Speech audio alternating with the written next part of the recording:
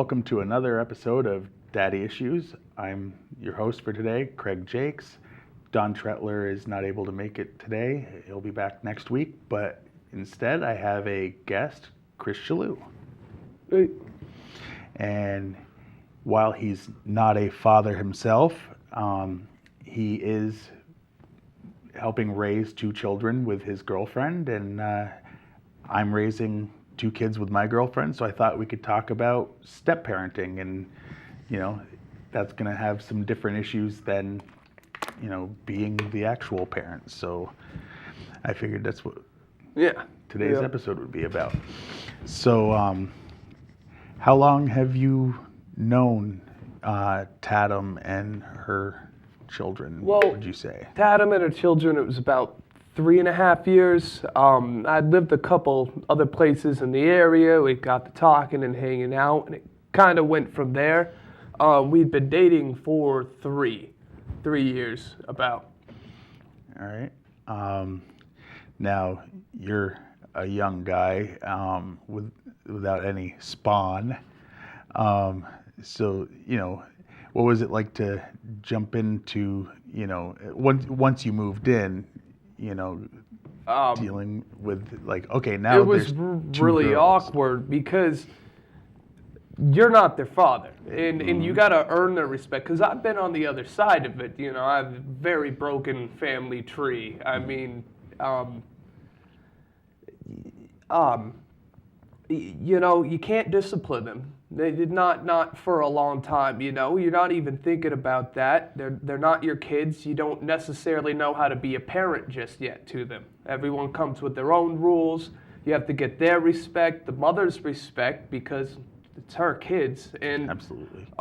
It just took a little time at first before it really fell into place. Once it did, it goes great. But it's that honeymoon phase that gets you. Well, I know in my case, I had no real issue with the, helping discipline, simply because she had basically since her, before her son was born, been on her own. Yeah. So it wasn't like they had a dad that they were seeing on weekends or whatever, which is different than your situation, where. Well, for one. Right. But I'm saying, and she had never really laid down ground rules and stuff as much as she got frustrated really easy because she didn't know how to do that by herself, you know, and especially with two kids, that's not easy. So I definitely, having already had two kids of my own, kind of stepped in with, well, this is what's worked for me. Yeah. You know what I mean? They didn't necessarily like it that I was willing to discipline. I do remember before we moved in together, I was visiting her, and her son Austin did something wrong. I don't even remember what it was, to be honest with you. And after I laid down the law and I had disciplined him, he came up to me all upset afterwards, and he says, "But I thought we were friends." So it's. You're right. You're the parent. You can't always be the friend. You want to. I mean, my 5-year-old is adorable, and she knows it, but and uses it to her advantage. I bet. Horribly. I mean, that kid was built to be daddy's little girl, but she still has her parents' temperament, both Tatum's and her father's, who has his own thing going, and she can get very disrespectful, very.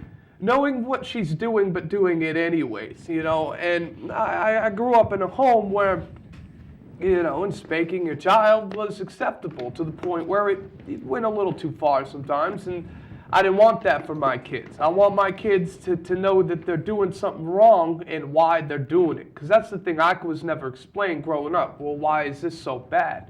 And you spend those years trying to figure it all out. And I'd rather give the kids a little prep, to know what they're going into in the world, and that's the whole point of discipline for me. Other than that, I'd just rather have a great time with them, Yeah, I definitely had spankings happen when I was growing up, but see, and after I started dating, but that's a different issue.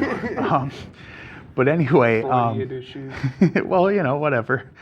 But no, my my dad would spank, but I don't think it ever really crossed the line into what I would consider abusive because he never enjoyed it. It wasn't, it was never out of anger. He always made Right. sure he was calm at the time. It was only for specific things. Yeah. A lot of things his thing was we'd stand in the corner for a certain amount of time with our hands behind our back, just staring at the corner, which when you're 7 is dull.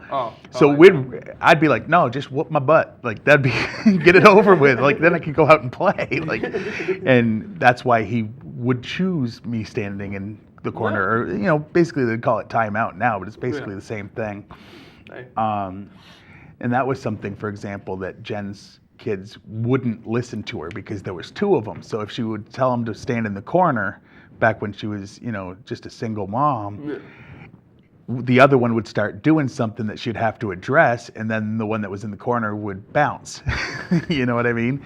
So it was harder, but she was really surprised how quick that, it's like, no, you stay there. And it worked with me saying it, but they didn't really have that father. You know what I mean? And, it's funny because, there's definitely like that weird feeling at first where it's like, they're not my kids, but also you want to correct behavior. You don't want them. To me, my job as a dad and as a stepdad is the same. To help these kids grow up to be the best humans that they can be, citizens when they get out on their own, give them a work ethic where they want to work for what they have, and know how to behave in society, and that doesn't change just because 2 of them aren't technically mine. Yeah, exactly, and that's the only reason I do discipline. I mean, sometimes it sounds like, I'm a tyrant or I'm a jerk, but I want them to be something, or I don't want them to become something that a better them would regret being. I've seen it. My brother, he's the half brother. He grew up with a different mother. He grew up with his mother, and he grew up fairly spoiled. And he managed when he was older to recognize it and pulled himself out of it. But if he hadn't, I mean, I've seen where it goes, I've seen where it come from, and there's no reason for that either. Yeah. Well, I mean, that made me think of in the news just this last week, there was, speaking of spoiled, do you hear the story about the assistant director for the movie The Hunger Games? He had a son that was 22 that was putting out videos on YouTube basically complaining that he was a virgin at 22. And he had videos driving up to sorority houses threatening to kill everyone inside and whatever. The parents did what they could. They saw these videos, the mom did, called the police on her own kid. The cops interviewed him, said, well, he seems like a nice, charming young man, and they kind of left and said, don't worry about it. Well, he killed 7 people the other day, and I guess 3. Missed all of this. Yeah, this was, well, you don't have cable either, so. Disconnected. But, this was like a pretty big thing. And it seemed like he was driving around in a sports car that daddy bought him because, again, assistant director on Hunger Games, I'm sure he brings home a decent paycheck. And he never even, from my understanding, approached women, for example. But he was just upset that they weren't throwing themselves at him. Like, he shouldn't be a virgin at 22 because, like, why weren't the women coming to him? It's like, well, that's not how the world works. It's like your dad has money, but they know when you move out, you don't. Like, so they're not going to just jump all over you for that. But so spoiling can definitely be an issue. And I went into this relationship at 19. You have a different worldview when you're 19. I just gotten kicked out of college. Wasn't for me. And I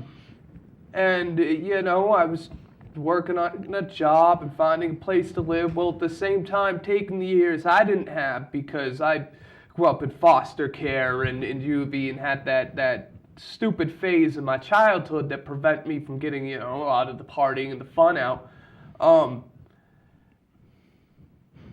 So when you're finally old enough to do that, now you're Yeah, responsible I'm for helping 19, with kids. I'm doing all that, you know. I'm more apt to get into fights and do stuff like that, you know. Nothing too bad, but stuff a normal 19-year-old is. You get in that relationship and you can't do that. You now have responsibilities. Yeah, you know, I've seen people my age, those spoiled kids that are our age, usually got beat up. You know, you can't do that anymore. All you can do is point your kids in the direction and be like, you don't want to be that. Absolutely. And sometimes the example is the best way, by the way, I've seen with the kids. Sometimes letting them see what it is that their behavior will lead to is the quickest way to stop it. I mean, the kids aren't stupid, but no. Well, I mean, and that goes to something that Don and I have talked about in previous episodes of this show. We did a whole episode about how to talk to your kids about drugs, especially, like I had said, in my case, in my past, there was definitely, you know, and when I was in high school, I tried some things.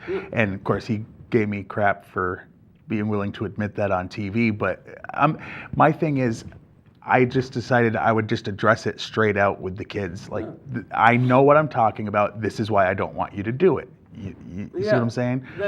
And I think that goes to what you were saying, where, you know, lead by example. It's like, let them know where you failed in the past, so that hopefully they don't have to take that fall. Yeah, exactly. You know, you've been down that road once, and you knew as a kid you didn't think you would be down that road, so you give them what you can and hope they use it when they need to use it, you know. I actually feel pretty good about my kids in that sense, because it's Bellows Falls, one of them's 14, she doesn't do drugs, she doesn't have a kid, she's good at her studies, she does what she does, you know, and that makes me feel great. But with her, I don't punish as much. I tend to have sit-down talks with her, so I can actually explain face-to-face what's going on and let it sink in, give her some time to herself. Yeah, see, now I don't have a 14-year-old that I'm helping raise. That's not mine. I have a 13-year-old that is mine. But, you know, one thing that was kind of good, in my opinion, and this is going to sound messed up, but the reason I feel like I had kids is I'm still a kid at heart. I'm 36, but I still feel like a kid. And I honestly believe that I had kids so I'd have someone to play with. And then they started getting older, and I didn't want to have any more kids. But then I met someone that had kids, and I'm like, well, all right. Now I can, you know, play with action figures again. And I'm just doing it for their development. It has nothing to do with the fact that I enjoy Ninja Turtles. Oh. First off, the problem with playing with kids' toys nowadays is they're all reboots and they suck. See, my experience with that is similar, except I went in and she has daughters. That's a whole different. You can't take it in, you know. You don't want to play with Barbies? That's not what Tatum told me.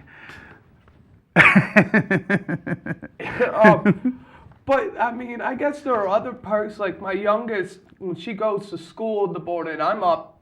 It's enough. I'm awake, but I want to go back to bed. And she has the best bed in the house. So when she leaves, that memory foam mattress is all mine, man. It's not fair. I have back problems. She's 5. She could go all day. So. Yeah, no, I agree wholeheartedly with that. I mean, I'm always looking forward to her beating me in video games. She hasn't yet. Someday she will. See, and that's another thing with my kids and stepkids. I actually have never thrown a game, like even like, you know, they'll want to play Candyland or something. Well, no. Because like my oldest and now even my 9-year-old, they're starting to be able to beat me at certain games. And they know that if they win, it's legitimate. It's not just, oh, Dad's letting me win. And I feel like I should do the same thing for, you know, my girlfriends too, because, you know, then they have the pride of, I actually beat him. Oh, yeah. When they get older, they'll be like, you know what? Maybe I was mad that I didn't win the game, when I was 5, but when I was 6 and I actually happened to win at Candyland or whatever, it's like it was actually real. I think that built. I think that builds more self-esteem than letting them win. Yeah, that makes sense. Especially if they know that they really won. You know? Right. Yeah, that actually makes a lot of sense, and I would have to agree with you. I mean, I'm. Well, that's because I'm usually right. Oh. My girlfriend would not agree with that statement, but she's usually She wrong. would classify you as opinionated. Oh, I classify myself as opinionated. After these shows air, I put them on my YouTube channel, and in the description, I actually put that, I put that Don Tretler is the Early Education Services Fatherhood Coordinator, and for myself, I put an opinionated father of 2, stepfather of 2 more. Right. I mean, I know I'm opinionated, but, when you're always right, it's easy to get that way. Oh man, do we have a mirror in here? Listen, and please, since you know my girlfriend, do not ask her if that's true, because she doesn't know.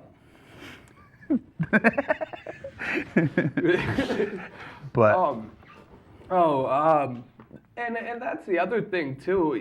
Just because she's had the kids doesn't mean I'm going in with a rule book either. That's why I like being friends with parents. You're getting constantly different views coming in with constant different situations, and to an extent, even if they do stuff you don't agree with, they ain't beating the kids. That's the best you can do. You observe, you look, you take in, see how it works. You have to keep an open mind because you're dealing with people and not pet rocks. Well, pet rocks eat a lot less, and that saves you on some money, though. But no, one of the things I had mentioned to Dawn in the past was the fact that my parents were divorced, but my dad was always there for me, okay? And I saw how my mom did her parenting, and I saw how my dad and my stepmom did their parenting.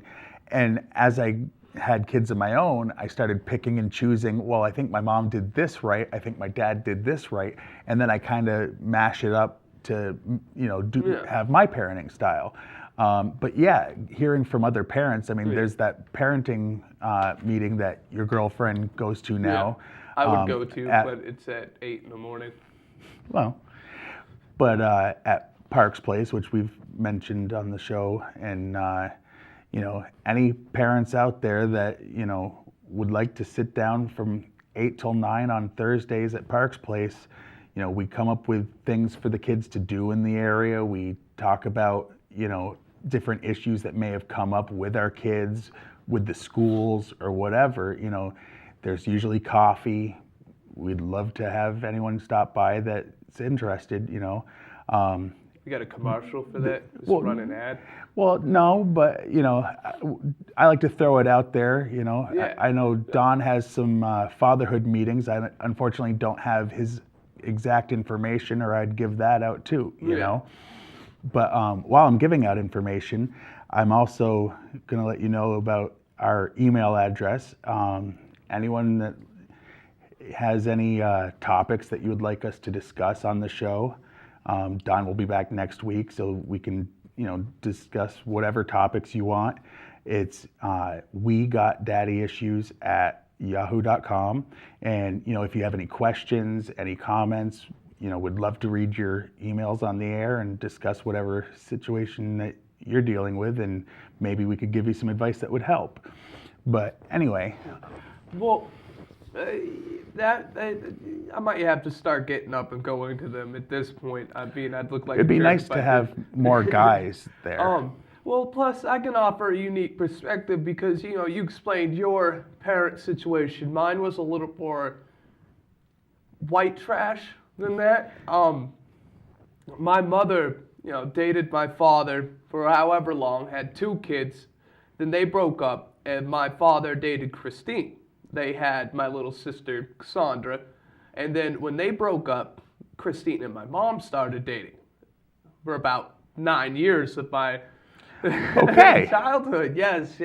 That's not usually how that one goes, but sure. Dad lives with my grandmother up in a log cabin on top of a mountain, so he was only around so much. So you I might was not be raised a in an all-female household. so it's not that you're a redneck, but you've got a little bit in there, No, at least genetically. I'm a hillbilly, a redneck. See, No, there's no, a no, no, no, no, difference. no, There's no. an elevation difference. No, let me explain. A redneck means usually hard-working, blue-collar kind of guy. Hillbilly usually involves sheep. You've been to Lincoln before. Listen, Just say we've got moonshine and overalls. I'm fourth or fifth generation, something like that, Vermonter. Like I know redneck when I see it.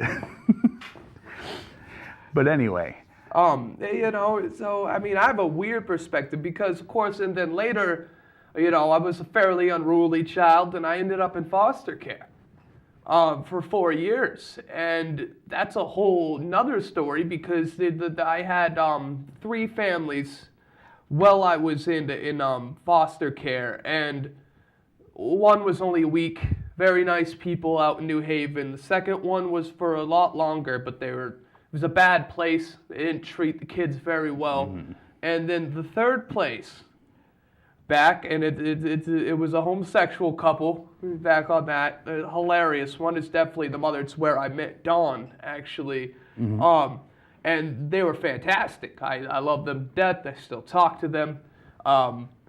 But I think that has definitely affected my ability as a father. I think in a good way. Because I've been exposed to so many different viewpoints. I think if I hadn't gone through foster care, I wouldn't have turned out as well of a father. So when it comes down to raising kids that aren't yours, that whole non-biological thing, it's not really a problem. yeah. Excuse me. Oh. Not when you know how to get through it. It really isn't. I mean, I absolutely understand what you're saying. Like I said, Stephanie and Austin might not be my biological children, but at times they'll call me dad, or when they're telling someone who I am, it's like, oh, that's my dad, They usually call me Craig, and I've never insisted otherwise. They do have a father. He's not in their life because of whatever issues. I don't want to, get into that, but the fact of the matter is, since one of them was 2 and the other one was 3, I have been the father figure for them. So it makes me feel good when they call me dad, you know what I mean? But, I love the crap out of those kids, and they know that. And I think that the fact that they're not biologically mine, like you were saying, doesn't change the fact that, I am there on a daily basis being the dad that they need. Exactly. You're moving into a slot that the kids need. They need a father figure. It's different from the mother. It's a different aspect of life that usually get handled. It's not saying the single woman can't handle herself. I've seen plenty that can and raise their kids just fine. But it's like Chris Rock said, just because it can be done doesn't mean it's the way to do it. Exactly. More power to them. But they didn't have anybody else, my kids. One's father is around, every other weekend type thing, and the other one isn't. And you want to help them. You want to help them not be socially awkward. But to do that, you can't do it from a boyfriend stance. From a mother's boyfriend stance, it doesn't work like that. Every person I've seen with one of those when I was growing up, it usually ended badly. The stepfather was not a father figure. He was just a territorial jerk. Does that make sense? I mean, I want to sound petty. I was kind of almost going in the opposite direction when you were saying that. I was thinking, as the mother's boyfriend, the tendency would seem to be to try to do what we were saying at the beginning of the episode here, being their friend more than a parent, and that's definitely not what a kid needs. A kid exactly doesn't need a friend for an adult. They need they need the structure of a household. They need to know that these are the rules, and it's like that doesn't mean don't have a lot of fun with them. As I said, I love playing with my kids. I love wrestling around with them, whatever. It is a little different. Like you were bringing up that both of the kids you're helping raise are girls. Yeah. I had 2 boys, met my girlfriend. She has a daughter that lives with her. And that was a totally different perspective I had to, look at because I didn't know how to raise a girl. And I'm learning every day. I'm just like, I don't want to hear it. Just go in the other room or I will. Well, things I don't need to. And honestly, it's very different. And the way I like to explain it is girls don't tend to let things go as easily as guys. And guys never grow. You obviously just had like a flashback. But no, basically my theory goes like this. A guy, whether it's a kid or an adult, a guy and another guy could have a fist fight, punching each other in the face. 10 minutes later, go have a beer, or if their kids, be playing together again. Girls, they just won't drop stuff, and it'll be like, months of play. Hey, you see that girl over there? She called me fat 2 months ago. It's like, wow. And, that would have just it's like, first of all, I'm fat, so I say it more than anyone else does. So to me, I don't get, it's like, okay, first of all, you're skinny. Like, you've seen my girlfriend's daughters. Like, no one's going to be calling her fat, and it makes any sense. No. I mean, kid looks like some toothpicks with a lollipop on top. She's skinny. Yeah. Which makes me feel even fatter, by the way. It's like, stand next to her, look like the number 10. But anyway. No, well, see, it's great because I can get along with the older daughter. She's into video games, electronics, she's very Wi-Fi oriented. I wanted to have her be more active outside, and she would be, but she's very picky about what she does. We had a trampoline. We had to take it down because of insurance reasons. It just didn't bring it with us because the new place had insurance problems with it too. And suddenly, her bike tire's flat. We haven't gotten around to filling that up. She doesn't have a basketball, and it's like she has nothing to do outside. So that's what I want to concentrate on with her. And I have before, and it really helps and works getting her out active, and that's a good way to bond with her. The youngest is great because she's adorable. I mean, you've seen it. Oh, yeah. The 2 front teeth are gone even on top of it. Oh, no, I've met her. And it's great that I'm a goofy dude because I'm not afraid to say I will sit down and have a tea party with my stepdaughter. No problem. There are some cool toys. I'm still waiting for her to get the Easy Bake Oven. I could never get one of those growing up. I was a fat kid. I still am. What's your point? But the point is, that, I want to play with her daughter too, but I wrestle with the boys. Yeah. I've wrestled with my kids. My oldest, since he was 5, he'll headbutt me and you'll hear it in other rooms. That's how hard he hits. And you understand being French. I'm French. We have hard heads. Like, knock on wood? No, knock on concrete. You know what I mean? And then she wants to get in the middle of that. And it's like, I don't want to break you. You're like this tiny little thing. Like, well, I kind of. But I don't want her to feel left out either. Yeah. So it's like, but I can't have you headbutt me like that. You're gonna cry.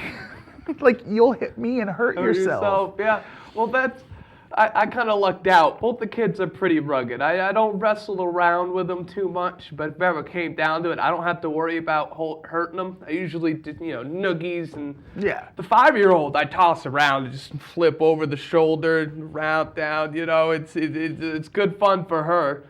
She's not wrestling, but she's having fun. A good 6 feet up off the ground. And it probably by helps her sleep at night too, doesn't it? If you hold them long enough, yeah. Well, I didn't mean blood rushing to their head. I meant wearing them out energy-wise. Oh, yeah, I know. Yeah, but... No, oh, man, that kid's always out. There's another one to get used to is a bedtime. Usually doing so much throughout the day, I actually get tired at night, and I'm not up till 1, 2 in the morning, And I got to be up at 6 or 7 because... when the kids get up, I get up.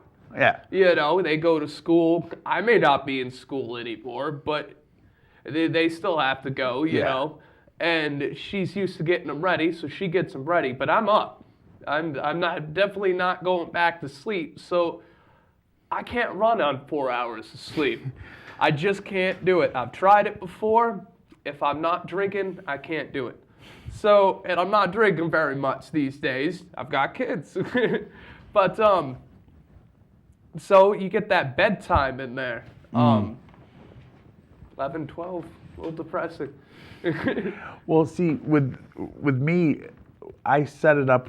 I mean, we have structured bedtimes, and over the summer we get more lax or whatever. Yeah. But then, like the last couple weeks, summer vacation, we start Oh, yeah. working it back into. You're not going to be, basically, the youngest goes to bed at 7:30. His sister, who goes to bed at 8, and then my 9-year-old goes to bed at 8:30, and my oldest can stay up till like 10:30 if we're watching something. Yeah. With the understanding that they don't get up good in the morning, the next time they don't get to stay up as late. They get the extra half, they'll lose a half hour or whatever. And it works out pretty well.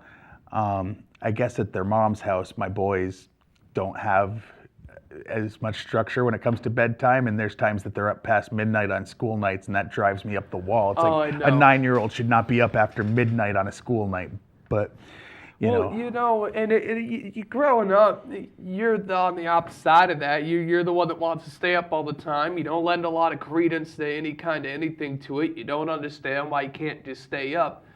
But as I got older, there's studies out saying that it affects physical growth, it affects developmental growth, learning. It cleanses toxins from your brain that build up every day, and that's half the reason we sleep, And also, it's how we process information through the day. You don't sleep enough, you're never going to remember the test the next day. And on a small scale, and that's going to come back to bite you academically. It's your whole life that's affected. So that's when you gotta discipline sometimes, or set early like you did there when you were saying the 2 weeks before the end of summer. You have to get them back into it, or they'll never. It's a biological clock thing. Yeah, you can't suddenly just do that. It's got to be. You got to give them notice, to get their body used to it. I don't know. I don't see now. Here's a question I have for you, because it's not something I have to deal with, and don't get into anything that you don't want to talk about or whatever. But like you said, one of them does have a father that's in her life. Now, my question is not if there's any problem there, but like, does that make how you deal with her different than how you deal with her sister, because that there is, a father that sees her on every other weekend or whatever? Yes, more so because me and the father do not see eye to eye. I'm not saying either one of us right or wrong here, just that we don't get along. And you have to be careful, because you may not be doing something that's abusive or anything like that, and it's just a stern wording or a loud voice, and she runs back to him, and it's like, it was screaming at me and that type of thing. Because a 5-year-old, that's what she does. She's not purposely trying to get anybody in trouble. She's just going on, and that could get blown out of proportion, and then there's a confrontation that nobody needs. Whereas with Katrina, and there's also a comfort level thing too, because the other father isn't in the picture, and I feel more of a father figure to one of them than the other, mainly because I have to, I still have to respect the fact that her father is in her life for the youngest, whether I like it or not.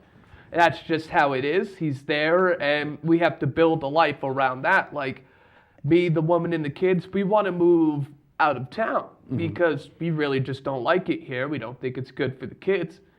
But we have to stay within He's just kidding, Bellas Falls. He loves you. Sort of quote Eminem.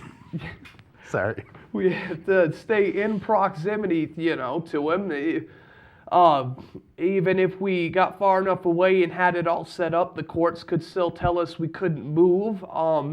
To deny that he's there and a factor is just stupid. Right. Well, I've had to deal with that on the other side where, like, my ex has had a couple of children since she and I have been apart with, a new guy. My general consensus was, see, I don't even try to interfere with how they do things at their house, even though I'm their dad, simply because my thought is, as long as they're not harming my children, whoever she dates doesn't have anything to do with me. I don't care, as long as there's certain things not going on around my kids or happening to my kids. Exactly. Once it affects my kids, then it affects me. Then I have no problem with the idea of stepping in. So, I mean, he and I, not going to ever be friends. There was some issues that I had to talk to him about and, whatever. But the fact is, as long as my kids are safe, I don't, who she dates doesn't really affect me. So I don't necessarily see, his side of your situation, the father, simply because as long as you're not mistreating his daughter, that should be the only thing he cares about.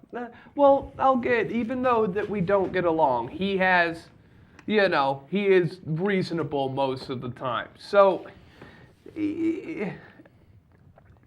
I'd still just rather be careful, Oh, yeah. Just instead of it. Because a confrontation is exactly that. And like we were saying earlier, you have to handle things differently because now you have kids and they're more important. Yeah, and a confrontation between, the stepdad and the dad in front of the kids, that's not helpful to the kids. It's not, you know? And that the conflicting emotions, who do you root for? As a kid who went through having two different parents, different houses, you always root for whichever one's your blood parent. To be fair, that's who you choose. Yeah. Unless they totally screw up their job, that's always your choice. Right. Which is why I'm like, I'm a stepdad, but thankfully they don't know the guy, so that puts me in the pole position. Yeah,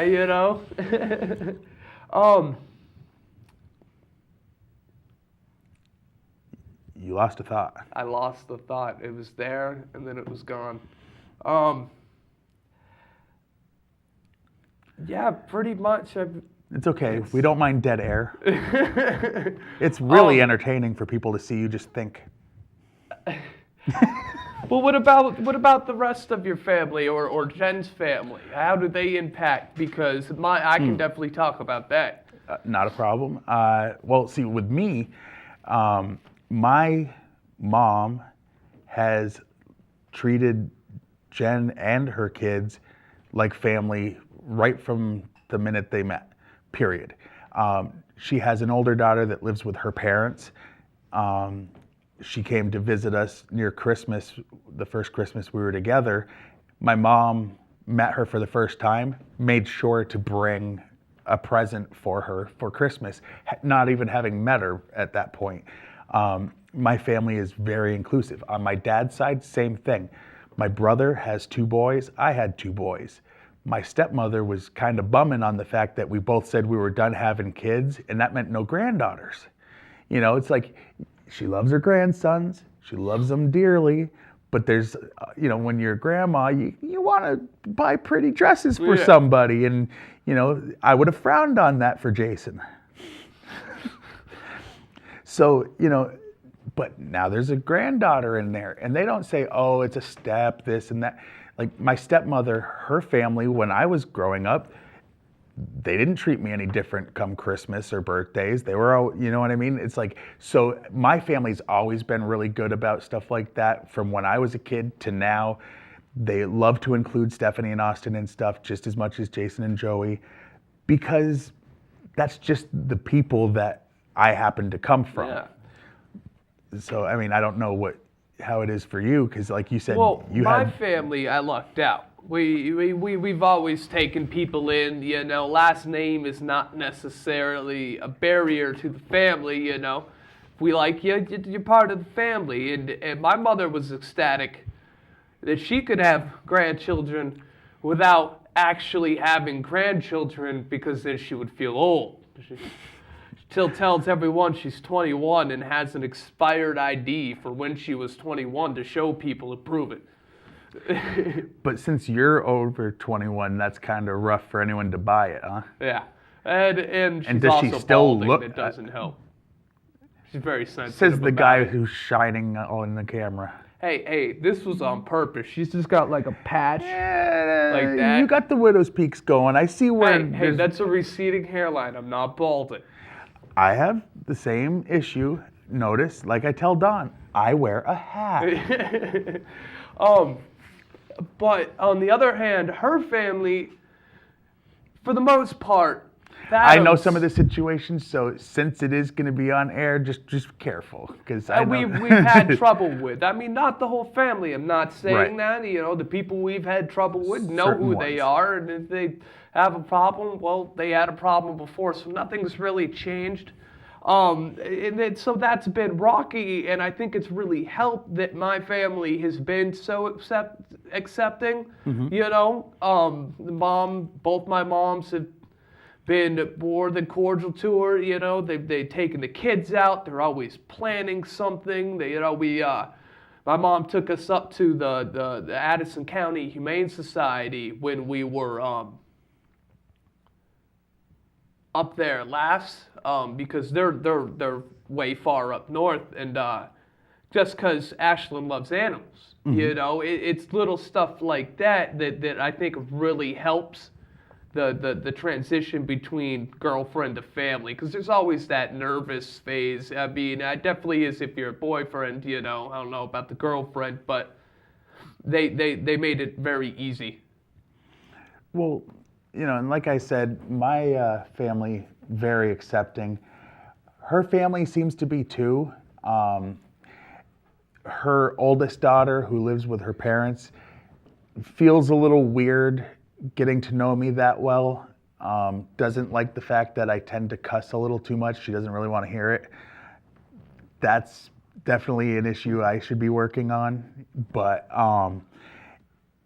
because her sister and brother, their dad, really emotionally destroyed her when he stopped being there. I mean, the situation that he's in jail, and there's a good chance he's never gonna get out. It was a third strike kind of situation. And she loved her mom's boyfriend that she was having these kids with, and then when come to find out, some certain laws were being broken and he got busted for it, it really, really hurt her. Yeah. So she's really leery about getting to know me. I've been with Jen for 4 years, but she still has, she had gotten close to a stepdad figure. Yeah.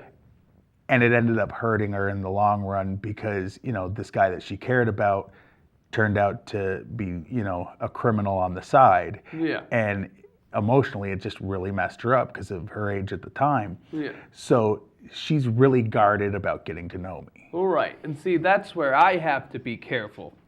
I actually recently accrued a criminal charge. It hasn't gone criminal yet. I got diversion, so it won't. But it was a mistake. It was a slip up. I hit a guy. Defending the honor of your family Yeah, unit, as far as I'm concerned, but yes. That's the other thing, and you like I was talking earlier, you're used to a certain lifestyle. When you go in, it takes a while for that to breed out, longer than you thought, because, where I'm from, you don't do certain things. And 22 is not that far from high school, really. It's not that far removed. Exactly. But it's like, you don't do certain things because they're from a universally seen standpoint, from an entire society's view, to be incredibly bad and wrong. They're not just particular to a group, It's, and I lost my cool. Now the problem with that is, I was defending my girlfriend, I was defending my animals, and so on. And I felt he deserved it, but whether I felt he deserved it or not, they called the cops after I did it. It's on my record now. If I mess up too many more times, I end up in jail, and the kids have to go through that. Why get another father figure just to lose it again? But the other side of that coin is, honestly, to me, I I'm young enough where I shouldn't be able to say this, but I'm old school when it comes to certain things. It's like, if your mouth runs that much, it can be shut by a fist at times. And I tell my kids, I don't want them starting physical confrontations, but I also don't want them putting up with being bullied. When my oldest was in kindergarten, there was this kid that was taking his backpack and trying to steal things out of it a couple days in a row. And I kept telling him, like, you can't let him do that. I said, the other kids are going to see that he's doing it and that you're not doing anything to stop it. If you tell, it's like, you should talk to, an adult. If they're not able to help you and it's not stopping, you need to defend yourself. And he kept worrying about getting in trouble, I said, no, you're not going to get in trouble as far as I'm concerned unless you start it. If you start it, then, you're going to be in trouble at home too.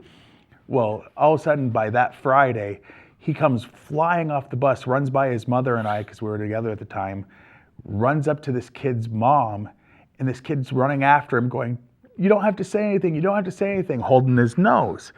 And he just walks up to her and he goes, just so you know, I punched your son in the nose. And this kid, dripping blood. And I think he was probably 30 pounds heavier. And in kindergarten, that's a big difference. And a little bit taller, because his mother's not that tall. So he's going to have her height, I believe. But and she goes, wait, you hit my son? Why? And he's like, he tried to steal stuff out of my bag. To her defense, she did not get mad at my son.